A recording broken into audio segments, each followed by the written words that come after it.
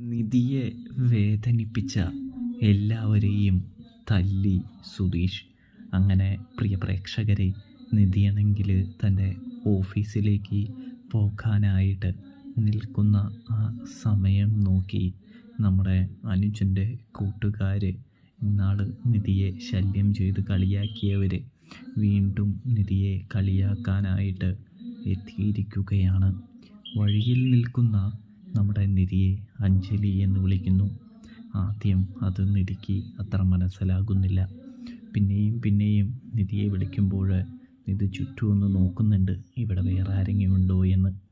ഇതേ സമയം തന്നെ നമ്മുടെ ഗുണ്ടകൾ, അതായത് കളിയാക്കുന്നവർ പറയുന്നുണ്ട്, നിന്നെ തന്നെയാണ് വിളിച്ചത്, അല്ലാതെ വേറെ ആരെയുമല്ല എന്ന് പറയുന്നു. നിൻ്റെ പേര് ഞാനൊന്ന് ചെറുതായിട്ട് മാറ്റി എന്ന് പറയുന്നു. 5 പേരുടെ കൂടെയല്ലേ നീ ജീവിക്കുന്നത്, 5 പേരെയും വെച്ചുകൊണ്ടല്ലേ നീ നടക്കുന്നത്, അതുകൊണ്ട് തന്നെ നിൻ്റെ പേര് അഞ്ജലി എന്നാക്കിയതാണ് എന്ന് പറയുമ്പോൾ സത്യം പറഞ്ഞാൽ നിധിക്ക് നല്ല സങ്കടവും വിഷമവുമാകുന്നുണ്ട്.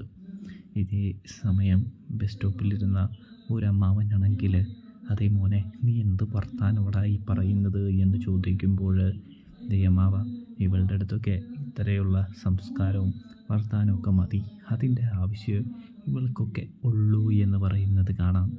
ഇതേ സമയം നിധിയാണെങ്കിൽ പൊട്ടിക്കരയുകയാണ്. അതെ അഞ്ജലി, നീ പോയി നിൻ്റെ ആൾക്കാരോടൊക്കെ പറയി എന്ന് പറയുന്നത് കാണാം.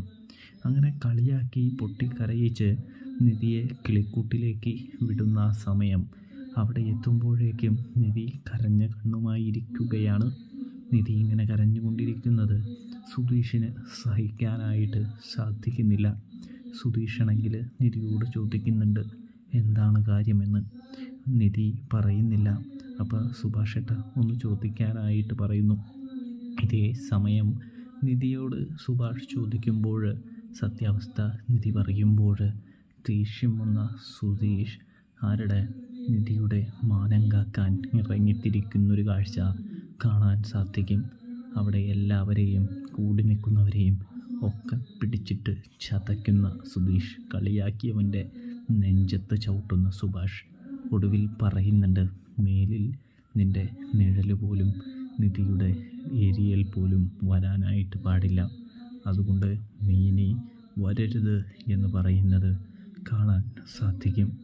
ഇതേ സമയം അവരെല്ലാവരും അട്ടിക്കൊണ്ട് നിലത്ത് വീണ് കിടക്കുമ്പോൾ നിധിയുടെ കൈ പിടിച്ച് നമ്മുടെ സുധീഷാണെങ്കിൽ കിളിക്കൂട്ടിലേക്ക് പോകുന്ന കാഴ്ച കാണാനായിട്ട് സാധിക്കും. പ്രേക്ഷകരെ, പ്രിയ കൂട്ടുകാരെ, അപ്പോൾ റിവ്യൂ ഇഷ്ടപ്പെട്ടാൽ ചാനൽ മറക്കാതെ സബ്സ്ക്രൈബ് ചെയ്യാൻ പ്രത്യേകം ശ്രദ്ധിക്കണേ.